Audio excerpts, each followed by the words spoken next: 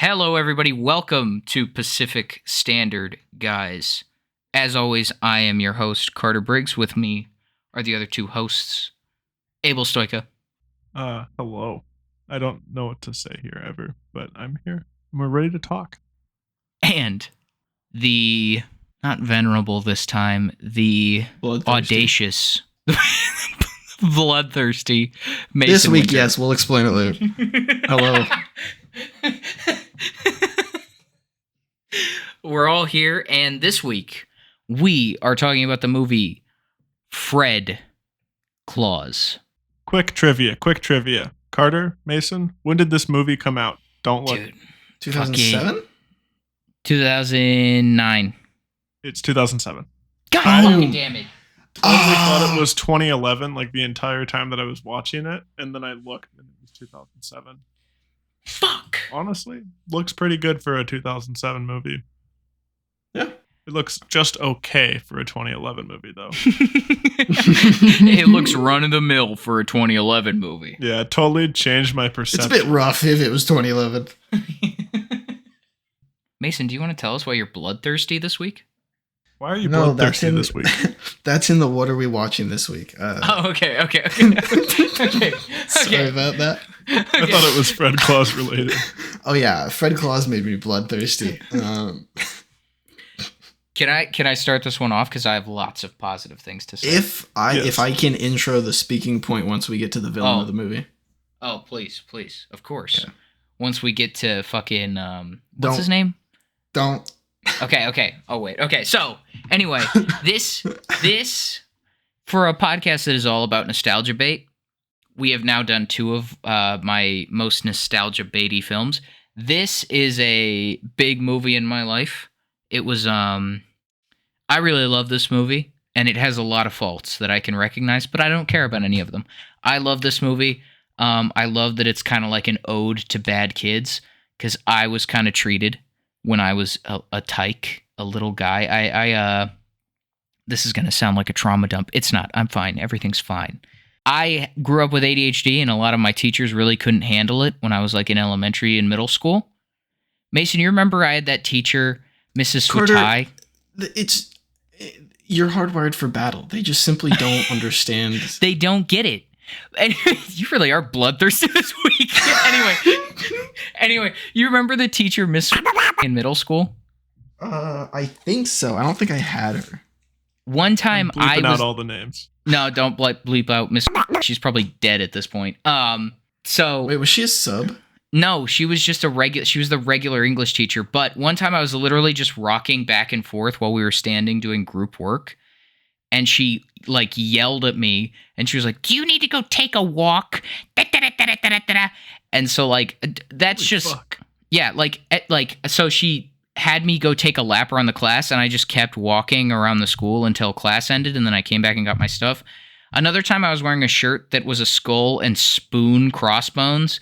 And it said serial killer, and it was spelled like cereal, like the breakfast food. And she said, "Is that appropriate for class?" And she made me go to the bathroom and flip my shirt inside out. Anyway, that was like all my teachers until I was probably like a freshman in high school. So I was kind of treated as a bad kid. Not a trauma dump. It's fine. I got past it. Everybody's okay. But because this movie is about bad kids and that it's okay to be like a kid, and that like kids, like the message of this movie is literally there are no bad kids. They're just scared or they're angry. Like just they're kids. Give them some grace, right? This There's movie something always, going on. yeah. This movie always got to me as a kid. It still gets to me because I remember the feeling of being a bad kid, quote unquote. So like, I love this movie. I love its message. I know, and I fucking love prime fast talking Vince Vaughn. This is the most prime fast talk Vince Vaughn movie of all, like not of all time, but like it's very prime fast talking Vince Vaughn. I love that the villain is like a perfect foil and mirror of Vince Vaughn.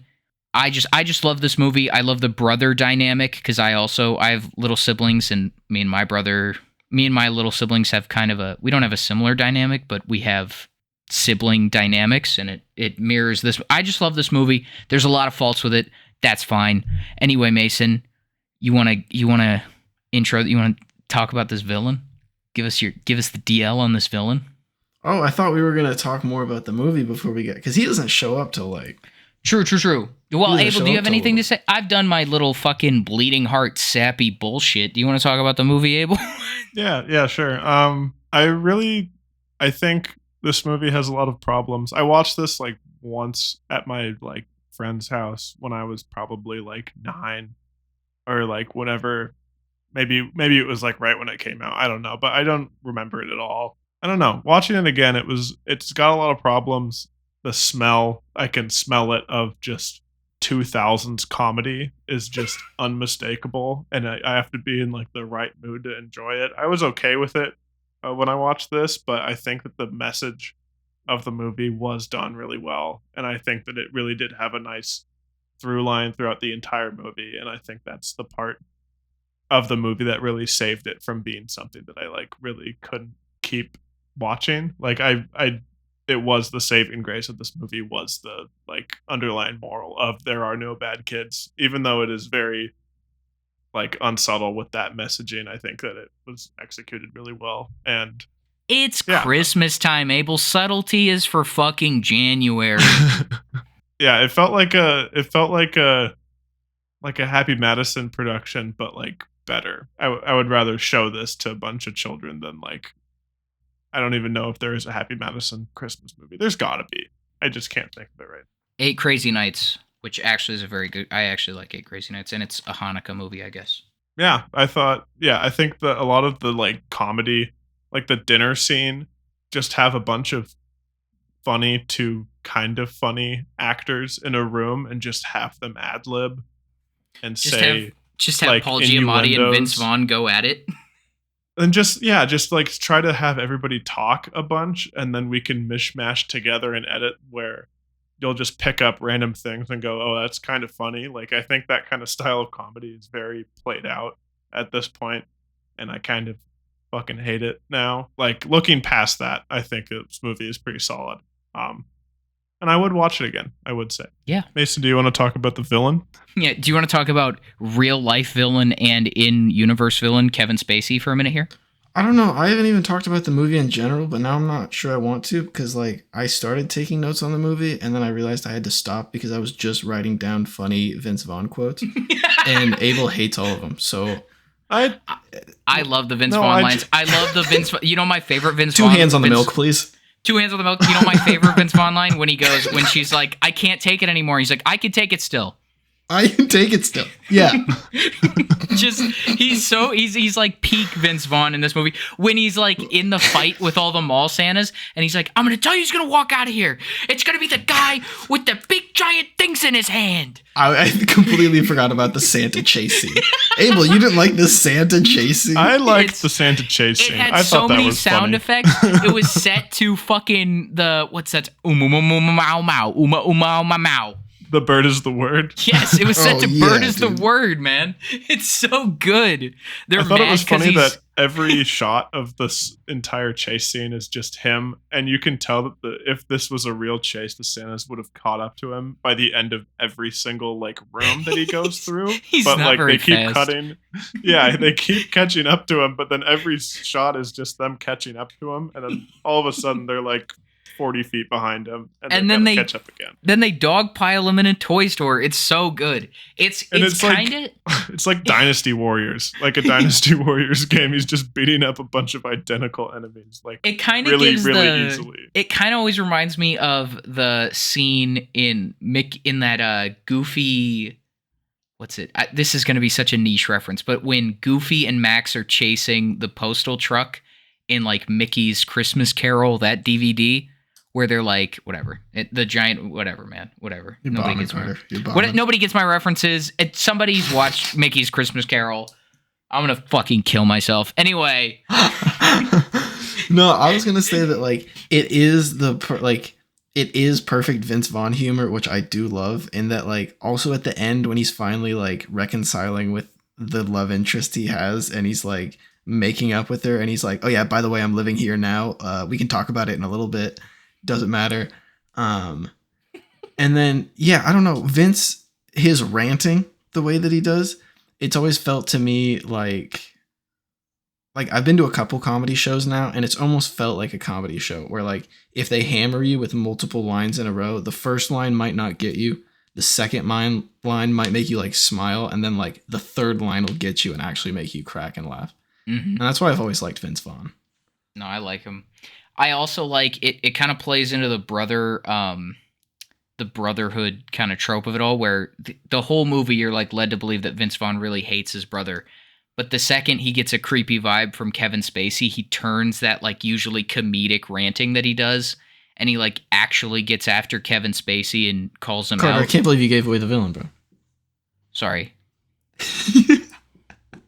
And with that, you ruined the whole fucking thing. I know I'm You had really a whole off. fucking God thing damn planned. it. You ruined it. I'm really off my game this episode. Fuck. Carter's rattled. No. I No, need to talk I just about my loved that, feelings. It was so funny because like I hadn't seen this movie before, so I didn't know he was in it. So when the reveal happened, it was 100 times scarier because I was like, oh my God, it's Kevin Spacey. You didn't have like 2007, like, oh, Kevin Spacey, great actor. You were like 2024. You were 2024, like Kevin Spacey. I was like, he's gonna diddle the elves. As someone who has seen the show House of Cards, it's like he's playing like a realistic version of this character. Like his voice is totally different in this like role than it is in House of Cards, but he's still just kind of like a corporate like stooge villain. Yeah, kind of. Haven't you seen the public statements he's put out recording himself where he is his character? That's so weird. And then it's so like, oh yeah, weird. this isn't a character, this is him. I wonder if like he knows what happens in the show, because he does some. His character in the show is He is a worse bad than guy him in Call in of real Duty. life. Maybe. Kevin Spacey just is bad guy. Yeah, he's a villain. I hate to be this guy, but like if you're gonna method, like he's a method actor villain. Like he's a bad guy in real life, and every time he plays the villain, I am like, well, this is a great performance. Fuck. Probably because he sucks in real life. With 3D modeling and motion capture, they've started using like real actors for like these scenes in video games. Mm-hmm. And they casted him as the bad guy in one of the Call of Duties. And Advanced I was just playing Warfare. in my living room. Yeah, I was playing in my living room one day, and my mom walked in and was just like, "Is that Kevin Spacey?" And I was like, "Yeah, Yeah, he's No, in I- the Call of Duty. You can he's kill in the him. Call of Duties." There are a lot of video games that you'll play, and then like you'll watch a TV show like 3 years later, and you'll be like, wait a fucking minute, that's. Oh That's yeah, the- I just rewatched 21 Jump Street, and Jake Johnson from New Girl, who plays Nick, Mhm. he's the principal, and I was like, oh, it's because I didn't know him at the time, but I was like, hey. And then Rob Riggle's in that. There's a bunch of people in that. It's just absolutely fucking jam packed full of actors. 21 Fucking- Jump Street. Johnny Depp, you know, everybody. fucking, it's got so many people. You know, they made the sequel, and you were like, they can't do it again. And then Channing Tatum was like, my name is Jeff. And everyone was like, it's a smash. It's a They did it smash. again. It's the smash hit of the summer. They did it I again. really like that movie, honestly. They're fun watches. I rewatched both of them randomly because they're on like Netflix or something. Back to Fred Claus. All right, I got another little question for you guys. We got our first repeat actor. First actor who has been in 2 movies that we've talked about. Can you guess who it is? Ludicrous. No. Damn it. Ludacris in Aragon is such a fucking gift. Carter, what's your guess? Oh fuck! I gotta guess. Yeah, you guys both got to guess. It's Abel's Paul Trivia Corner. Giamatti. No. Abel's Trivia Corner. It's Rachel Weisz. The love interest in this is the actress who plays Saphira. Oh no fucking Yeah. way! You know what Yeah. I was gonna say about her? What? Normally, I don't think that I find the British accent very attractive, but this chick I thought was super cute. I would agree with you, Mason. Except ACAB, baby, all the way. Fucking all cops are bastards, bruh. Even the meter maids. Even the fucking meter maids. Thin Blue Line. For the British cops. For the British cops living in New York. That's how thin I the don't line remember is. either. that's Okay, wait, hold on. It's not even a gripe, but like, did they have like they specifically made one elf bigger than all the elves just so that she could have huge tits? Was she an elf or was she just there? Like, I kind of get the feeling she's like Buddy the Elf, where she's a human who's raised in the North Pole. Did anybody else get that vibe? I did not. I was waiting for them to explain it, and then at some point I just assumed that it had already been explained, and I just missed it. And I just No, went they along with they it. never they never explain it. I think they just wanted to do two things. First, she's a tall, sexy lady, and second, they wanted to do short jokes about who's that actor who plays the elf. I actually love him in most He's in stuff, John but Michael he's Higgins. What's Yeah. it called? Fucking Licorice Pizza. He's Well, have you seen Pitch Perfect? yes, yeah, it's been a while. You know the two commentators? yes, he's one of It's them. It's them. It's them. Yes. I think they wanted to do short jokes and they wanted a tall, sexy lady. And might I add, what a tall, sexy lady in a slutty little elf costume she is. I thought it was like because she was like human size that I thought that there was going to be like a love triangle with Vince Vaughn where he Did like, you not hear the narrator multiple times? This is a movie about Fred. What do you mean? No, He reiterated that. They weren't Yeah. going to talk about her or dive into her story. This is No, a movie it's- about Fred Claus. it's Fred's story. Why would we care about why this lady's so tall? No, I was saying that I thought that because I see her and she's normal height, but she's part of the elves, that she's going to fall in love with Fred. And No. and 'Cause then he's he always was got he a just has handsome a gonna. girl. demeanor mate. Yeah, He Fred's has got a a girl. girl. I know, but He's I got thought the cute British chick. I thought that's what they were setting up, which is why that's the only explanation I had for why there No. was like a human-sized elf. But now They it's were- just we're not going to they talk were about it, and we're going to make short jokes about this other elf. Yeah, they were Who's just setting up normal a size for an elf. they were setting up a short king success story.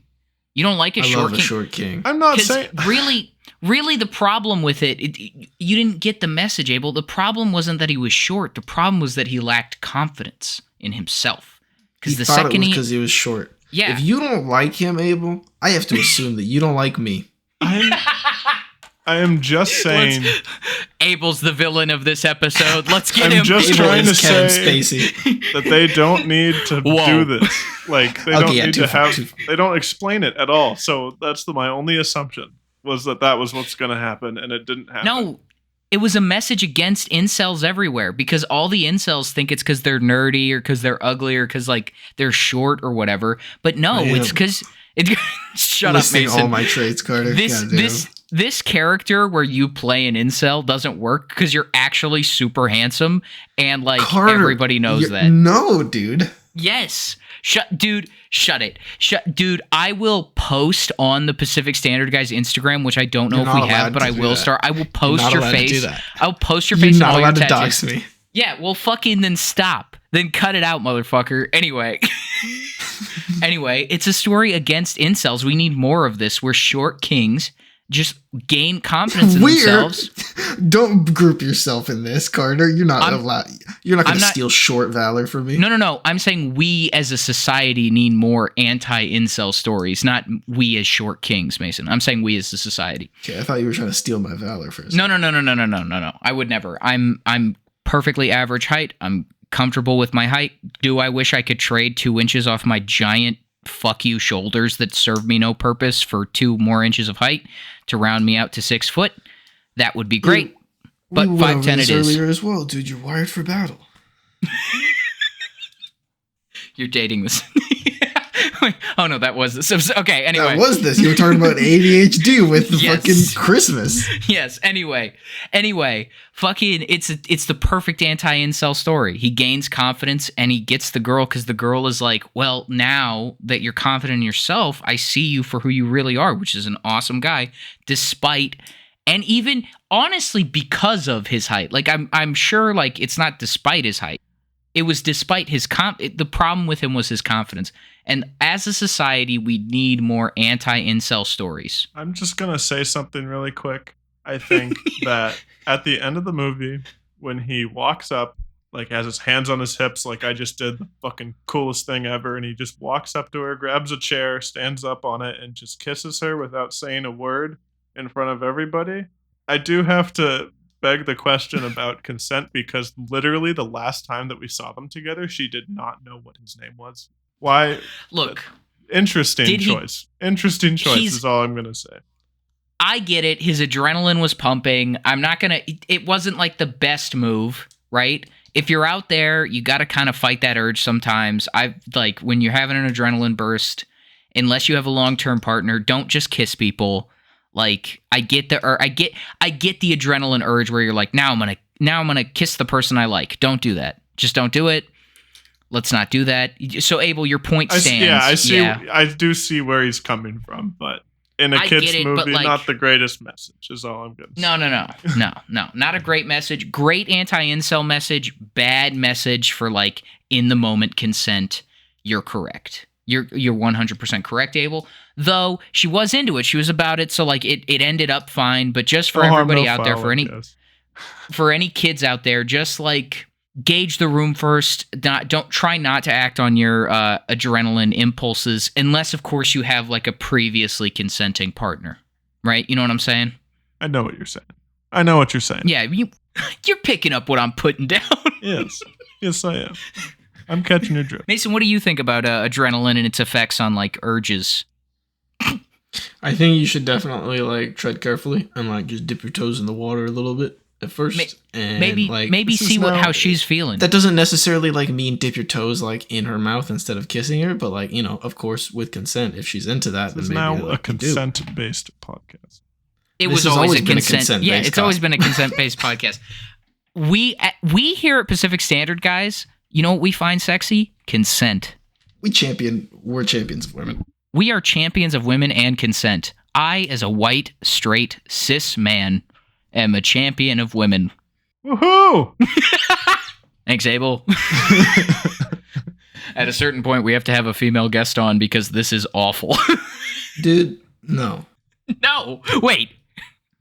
No. I'm using my veto. You're using your veto. You're using your veto to make this a no girls allowed clubhouse? Yeah, dude. Didn't you see the sign outside the treehouse? I forgot. You saw it while you were climbing up the ladder. We do record this in a treehouse, and the treehouse does Ed, and Eddie style say no girls allowed. Yeah. But it's more like, it like looks like the Ed, and Eddie treehouse, but then you get inside and you're like, whoa, this is like codename Kids Next Door. Dude, straight up. From the outside, it's Ed, and Eddie, and on the inside, it is like gears and levers and like mustard that we shoot at our parents. We got this sick pot leaf rug. It's pot leaf rug. We're killing it. The lava lamp. Is it both of these kids? Obviously my additions. Dude, is it a code name Kids Next Door or is it a smush pad? What the fuck? You've made this into a 70s smush pad or fucking treehouse. But it's what like I would have wanted codename Kids Next Door to be like. Obviously, like aesthetic wise, you know, it's all stainless steel everywhere, you know. Oh, minimalism too. Don't get me started. Abel has heard my minimalism pot leaf rug rant. on the ground, lava lamp in the corner, whatever you guys want. Ugh. I mean, you know, the stuff that you guys have put around us. I put up a cat poster that says "Hang in there." That was my contribution to the space. Yeah, I see it. It's right behind me. What did you contribute to our club, Abel? I got a poster of Bionicle 2: Legends of Metro Nui. Any chance Abel gets to slip in a Bionicle reference, literally any fucking chance. We got to get him one of those like canisters, like the tubes they used to sell Bionicles in. We got to get him some of those. You know what? You know what's hilarious is that literally like just like a couple summers ago, I had to empty out a trunk of all of the Bionicle canisters that I had still had and kept from when I was a kid. I had to get rid of them because they filled an entire trunk. An entire trunk? Yeah, and now Did you have every Bionicle in existence? No, but I had a lot of them. A lot of secondhand ones. Carter, did they ever pique your interest? I was more of a Hero Factory guy than Bionicle. Okay, that's fucked I was neither. Up. What? You don't make any sense. I was doing regular Lego sets, and then Hero Factory came out, and I was like, oh, these are cool, especially when the like more animal-themed ones came out, and then I went back to regular Legos to this day. I am a man who plays with toys. If anyone wants to send me a Transformer, I had the any same Transformer, evolution, except the middle for me was instead Halo Reach figures. Oh, from Mega Bloks. Yep. Were they Mega Bloks? Yeah, they Mega were Bloks didn't. Yeah. No, because they did the Halo Legos, but these were actual like full figures. No, Lego never Like, did they- a Halo. I think they were McFarlane toys. I think they were actually McFarlane toys. Oh, they weren't little. I see what you're saying. Nah, they were big just dudes. like okay, yeah. I had a see what you're saying. warthog, bro. That's sick. That sounds so sick. It was fucking dope. I did go through an awesome Transformers phase. I'm still in it, but Transformers are very expensive, but they are very awesome. Did you have the cherished one friend who was still into toys, Carter? Alas, no. I gotta find a friend who's still into toys because I really want to play with like one of the combiner Transformers.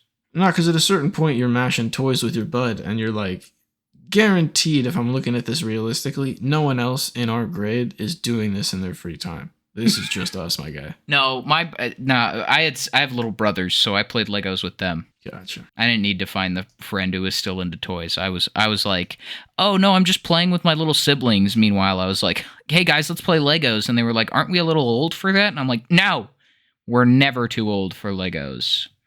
I moved and lost that kid. So I was like, it's time to pick up the controller and learn how to kill people. Brutal. Time to enlist.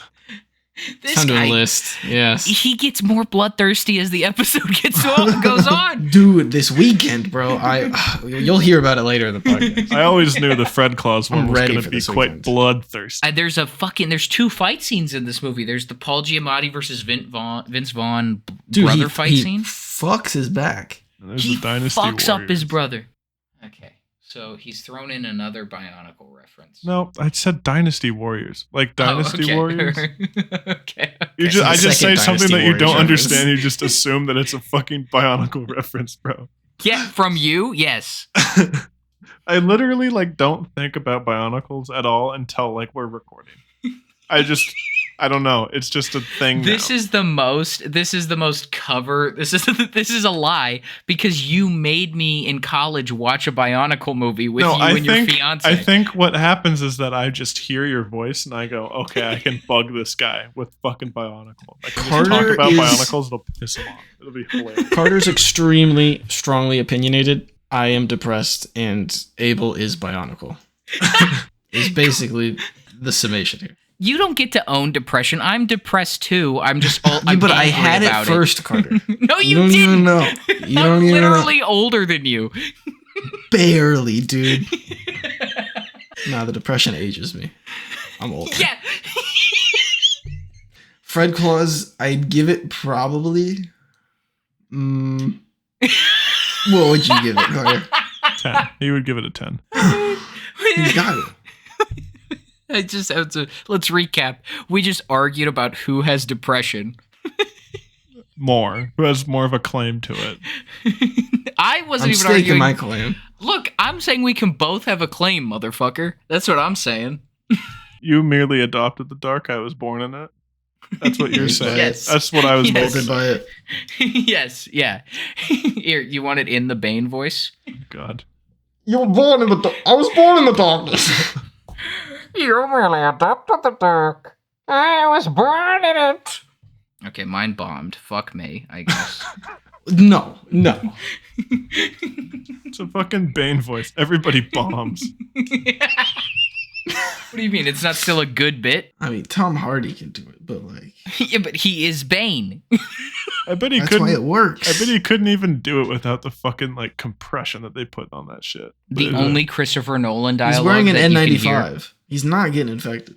No, he's actually super safe. you guys He's taking remember? all the public transportation he wants. Until Batman punches those tubes off his face, and then he's fucked. Then he's got Kobe. And then he's got the Kobe.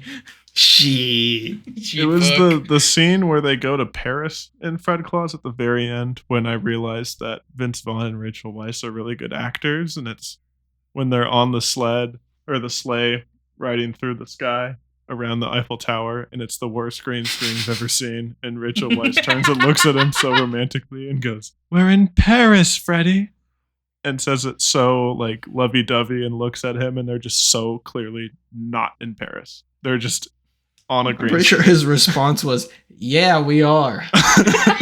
What a classic singer from Fred. No, you can't rip on Vince Vaughn. If we're doing nostalgic movie takes, Wedding Crashers is definitely going to be making an appearance. It's gonna go so hard, Wedding Crashers. You're going to be subjected to more Vince Vaughn. Abel, I if don't you're not hate sick Vince of Vince Vaughn, Abel hates Vince Vaughn. I did not say Every episode of this podcast is whoever doesn't like the movie is going to get bullied by the people who do. I liked the movie. I liked the movie. I don't know if you did. Abel hates Vince Vaughn and Christmas and Santa. That's what Abel. These are the three things we know Abel hates. I said it wasn't perfect and it had some problems, and I voiced those concerns. And I said, but actually, at the end of the day, I liked it because of other things that it had going for it. You know, You said that when the final message of the movie, you know, that all kids aren't bad kids. There's no bad kids. You said that summation of the movie was the only way to save the movie, and otherwise beyond that, it was kind of unbearable and unwatchable for me. no. That was my recollection of what you said. Okay, that's a gross misinterpretation of my words. Okay, my bad. I said- maybe the audience would have interpreted it that way as well, so maybe you should elaborate. Okay, it's some parts of it really stand out as like remnants of a bygone era of comedy movies that just aren't very funny. And there's some parts of this movie where I'm like, okay, this isn't great. But I did laugh more than I expected to. Two Hands on the Milk isn't funny. That was very funny. I laughed when you brought Immediately that up. followed up by, in fact, I'm about to step into a lucrative business situation. And he's talking to like a 9-year-old. The coolest 9-year-old ever, by the way. Who he also previously, I wrote down this other line too. He just told him, he goes, think about it. Watch the angles. Don't drink the Kool-Aid. He's talking about Santa and believing in Santa. And he tells a kid, don't drink the Kool-Aid. Well, not What even, 'cause he's 9-year-old not- knows about Jonestown, bro? But also, the best part about that is that Fred Claus isn't saying Santa isn't real. The only thing Fred is saying, because obviously Santa is real, he's saying he's a fame whore. yeah, he's saying he's like a slut for fame and that he shouldn't give in to this marketing ploy. That's the best part. He's taking like such a weird, like the best angle on his criticism of his own brother. How did we not even bring up the famous brothers intervention? So fucking funny. My brother's Bill Clinton, and I could have brought the house down. How, dude? How Alec could you have Baldwin's brought brother. the house down? I literally look at that. Watching that scene as a kid, I was like, yeah, you could have brought the house down. But I'm also like, you mean the president who got caught with his dick in his intern's mouth? You could have brought the house down? What the fuck did you know? Like, what are you talking about, brother of Bill Clinton? What the fuck is going on? You are not integral to this fucking situation at all, brother of Bill Clinton. Anyway, quick little rant. As far as like we can also talk cameo about bits, I thought that one did pretty good. No, it was great. To, like, some other shit that's been coming out and like fucking stuff like Fast and Furious, Hobbs and Shaw, Kevin Hart cameo, or like Ryan Reynolds shows up like 4 times. I hate that movie, but yeah, this did cameos good. What were you gonna say? Abel hates that scene. Carter, would you give this movie a 10 out of 10? I wouldn't. I'd give it a 8, but that's mostly based off nostalgia. Last thing, sorry, I love that Chirp Chirp comes back. Anyway. Yeah, I would also give it an 8. I thought the message was really good, and I thought that it was like heartwarming, and I think there's jokes that are gonna appeal to multiple audiences. And I think, you know, Vince Vaughn, he's fucking money. You can't go wrong. He's so money man, and he doesn't even know it. Little reference to the movie Swingers that I made Mason sit through one time, but I think he fell asleep. Should that through make the an whole appearance thing. on the pod? It will. Don't worry. I need to watch that, yeah. Wouldn't mind a rewatch of that. Swingers is a great movie. Anyway. Personally, have Carter to give credit to for showing me Swingers in high school. Gotcha. It's a quality film. That's my breakup film. For anybody who's wondering, my dad showed it to me after my first breakup, sophomore year of high school. That's such a fucking goated move. That is so awesome. Abel, could you please beat my dad's name? Yes, I'm bleeping out your dad's name. I would give wait a minute. Fred Claus a 6 out of 10. Oh, 6. I don't know. Maybe I don't You like gave doing. Krampus a 5. Yeah. Maybe a 7. Maybe Oh. a 7. I don't know. I'll let it All marinate. right. Whatever. What are you guys looking forward to? I am looking forward to hot chocolate in Christmas time. Abel, what are you looking forward to before we figure out why Mason is bloodthirsty? Oh yeah. Gladiator 2 looks cool. It's got a Gladiator Oh yeah. stacked What's cast. how are they releasing that? Theaters? Movies. Okay. You are dating this episode, my boy. Gladiator 2, by the time this comes out, will have been out for like a month. I honestly am Well, not a we're huge about to date it with Gladiator what I one. talk about, so Okay. Okay, it's fine. it's all good. fine. It doesn't matter this episode. All right, well, It's if out we're the dating, fucking if we're window. dating it, I'm excited for mashed potatoes and gravy, folks. That's what I'm excited for. Anyway, What? because Thanksgiving's coming up. When? Idiot. Just kidding. What do you mean? What do you mean when? When? On the 28th of November. Okay, it's the On the 28th. 4th So we got a couple Thursday. weeks. What the? Always the 4th Thursday of November. Little trivia fact with Abel. Do you guys not know that? Little known but we- facts about Thanksgiving. It's Little- usually on the 4th. little known facts is crazy. Little known fact about Thanksgiving: the day it's on. So The day it's on. The day anyway, it's what on. are you bloodthirsty about? Coming up this Friday night, we got a stellar main event for you. Jake Paul, Mike Tyson. It's gonna be a spectacle. I knew it was Bloodthirsty. gonna be this too. I knew. No, it was gonna it's be not this. even. It's not even that. I'm gonna watch it simply because let's see what happens. I don't actually think that it's like a good event to put on. I think that You don't think I mean- having a young man fight a retired old ass boxer is a good event? You No. don't think Rocky 5 is a good yeah, I'm agreeing with you. I agree. I think it's a terrible. okay. event. Why did you come at me with so much? vehemence? I wasn't coming at you. My vitriol was towards Jake Paul and his stupid publicity bullshit. Okay. Well, that is a cherry on top of the weekend, in my opinion, because it'll be fun. Sure, we'll get to see what happens. Whatever. I'm actually looking forward to the UFC card. The UFC card is exciting. this UFC? weekend. At the Yeah, Jake dude. Paul thing? No, UFC's on Saturdays. Oh, okay. There's also a UFC thing this weekend. There's Who's also who's a fighting? UFC. Who's fighting? On the undercard, we got Bo Nickel versus Paul Craig. Don't Is this know. an ad? How much is the UFC kicking for this? Nothing. I'm just purely out of the love of the game right now, spitting. Bo's a good wrestler, and he's new to the sport. Oh, it's He's John 6-0. Jones. John Jones. Hold on, I'm getting to the You don't main need to- card. We're not Abel. doing the whole Jesus fucking Christ. card. We're not doing the whole card. I'm not. I'm doing the top 3 fights, the most interesting fights. Bo Nickel, Paul Craig. Fuck it. No one cares, I guess. Charles Oliveira, DeBronx versus Michael Chandler. They're getting after it. The co-main event. John Jones, Stipe Miocic. Yeah. Well, I might John be Jones, watching debatably greatest fighter of all time. Whatever. Stipe Miocic, most successful heavyweight of all time. Not like it's going to be a stellar fucking fight. I got John. Mason, that. I also got John. how much money are you putting on it? Dude, I actually, like, watching UFC makes me want to gamble on sports now, and it's bad.